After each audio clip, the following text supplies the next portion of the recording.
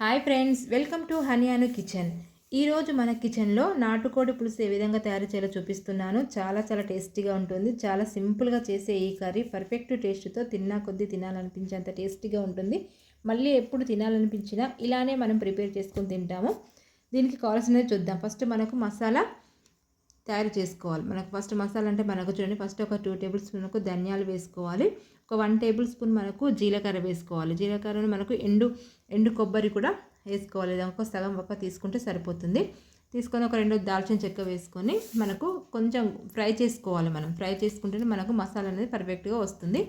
మనకి ఇలా తయారు చేసుకొని పెట్టుకున్నది అనుకోండి, మనకి ఎగ్ కర్రీకైనా, మనకు చికెన్ కర్రీకైనా, వేరే ఏదైనా మటన్ కర్రీకైనా ఇలా అప్పటికప్పుడు చేసుకొని మసాలా చేసుకొని పెట్టుకొని వేసుకున్నది అనుకో, కర్రీ అనేది చాలా చాలా టేస్టీగా ఉంటుంది. చూడండి, ఈ విధంగా గోల్డెన్ కలర్ వచ్చిన తర్వాత మనకు ఏంటంటే మనకు ఒక చల్లని తర్వాత ఒక మిక్సీ జార్ తీసుకొని గ్రైండ్ చేసుకొని పక్కన పెట్టేసుకోవాలి. అదే ప్యాన్లో ఒక 4 టేబుల్ స్పూన్ మనకు ఆయిల్ పోసుకొని మనకు బగారాకులు అంటే మనకు బగారాకు చెక్క ఇలాంటివి మనం వేసుకొని కొద్దిగా ఫ్రై అయిన తర్వాత మనకు సన్నగా తరిగి పెట్టుకున్న ఆనియన్స్ వేసుకోవాలి. ఆనియన్స్ వేసుకొని ఆనియన్స్ ఈ విధంగా కలుపుకొని మనకు ఒక గోల్డెన్ కలర్ వచ్చే వరకు మనకు ఆనియన్స్ అనేది వేగనివ్వాలి. ఎందుకంటే మనకు ఆనియన్స్ అనేది వేగితేనే మనకు కర్రీ అనేది టేస్టీగా ఉంటుంది. కాబట్టి ఆనియన్స్ ఈ విధంగా వేగనివ్వాలి. వేగిన తర్వాత అందులో మనకు అల్లం వెల్లుల్లి పేస్ట్ వేసుకోవాలి. ఒక 1 టేబుల్ స్పూన్ వేసుకుంటే సరిపోతుంది. తర్వాత కొద్దిగా పసుపు వేసుకోవాలి. ఈ విధంగా పసుపు వేసుకొని ఒకసారి కలుపుకోవాలి. ఈ విధంగా కలుపుకున్న తర్వాత మనకు సన్నగా ఒక 3 పచ్చిమిర్చి తీసుకొని సన్నగా తరిగి పెట్టుకొని ఇందులో వేసుకుంటే సరిపోతుంది.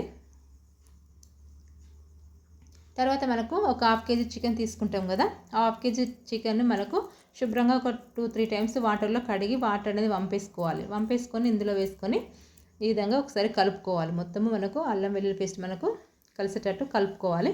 కలుపుకున్న తర్వాత మనకు కారపొడి వేసుకోవాలి. ఒక 2 టేబుల్ స్పూన్ కారపొడి వేసుకోవాలి. సాల్ట్ వచ్చేసి మనకు టేస్ట్కి తగ్గట్టు సాల్ట్ వేసుకోవాలి. మనకు ఎప్పుడైనా మనకు కర్రీస్ చేసేటప్పుడు మనకు టేస్ట్ తగ్గట్టే వేసుకోవాలి. మన కారపొడి అయినా మనకు సాల్ట్ అయినా మనకు మన టేస్ట్ తగ్గట్టే మనము వేసుకోవాలి.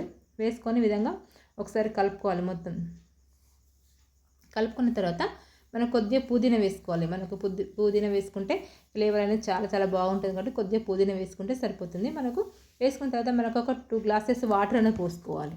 వాటర్ పోసుకొని మనకు ఒక 10 మినిట్స్ మూత పెట్టేసుకొని ఒక 10 మినిట్స్ ఉడకనివ్వాలి.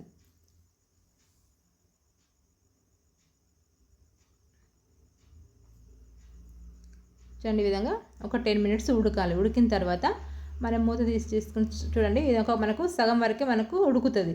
తర్వాత మనం తయారు చేసి పెట్టుకునే మసాలా ఉంటుంది కదా, మసాలాని ఒక 2 టేబుల్ స్పూన్ వేసుకోవాలి.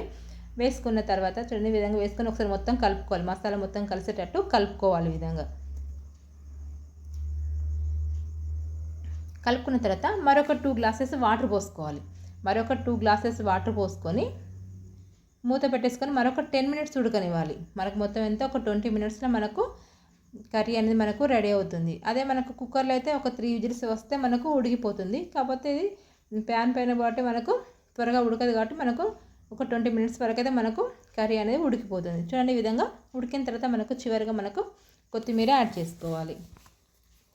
అంతే. చూడండి, ఎంత సింపుల్గా మనకు నాటుకోడి పులుసు రెడీ అయిందో. ఇది అన్నంలోకైనా, చపాతీలోకైనా, మనకు బగారా రైస్లోకైనా, మనకు జీరా రైస్లోకైనా వేసుకుంటే చాలా చాలా టేస్టీగా ఉంటుంది. చూడండి, ఈ విధంగా ఉడికిన తర్వాత మనకు ఒక వేరొక బౌల్లోకి తీసుకోవాలి. అంతే, సింపుల్గా నాటుకోడి పులుసు రెడీ.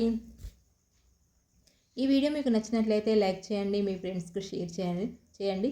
మరిన్ని ఇంట్రెస్టింగ్ వీడియోస్ కోసం మా ఛానల్ని సబ్స్క్రైబ్ చేసుకోండి. Thank you for watching.